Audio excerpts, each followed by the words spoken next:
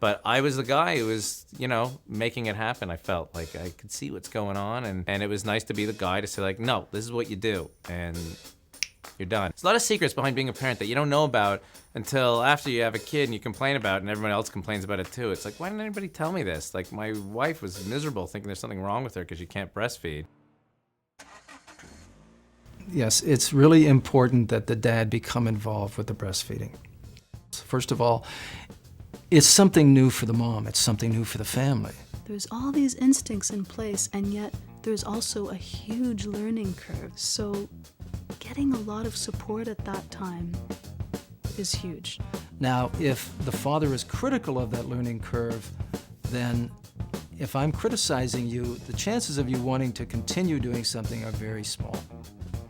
If I'm supportive of you doing something as my mate and have respect for what you're doing and get all excited about it, then obviously you're going to continue. And the research supports dad's involvement with breastfeeding. And how can dad be involved?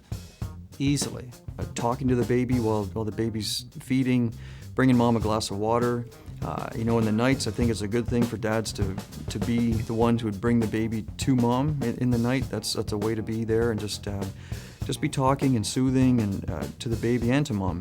Observing and, giving input, especially to an emotional person who's not even thinking about it and just thinks there's something wrong with her or her baby because they're not breastfeeding. Very, very difficult, actually.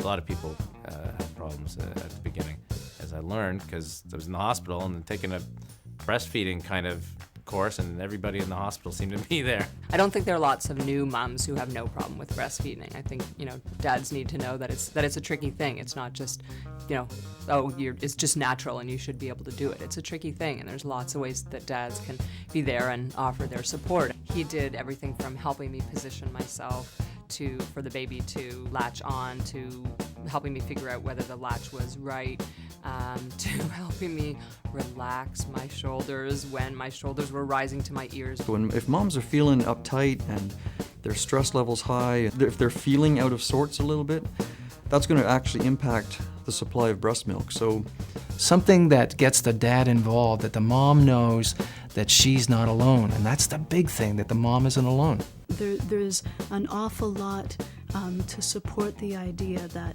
when fathers are solid and supportive in those realms, women do quite well. Mom will go the whole 9 yards with breastfeeding. Minimum 6 months, maybe a year. Dad, this is probably your, everyone's worried about the health of the child.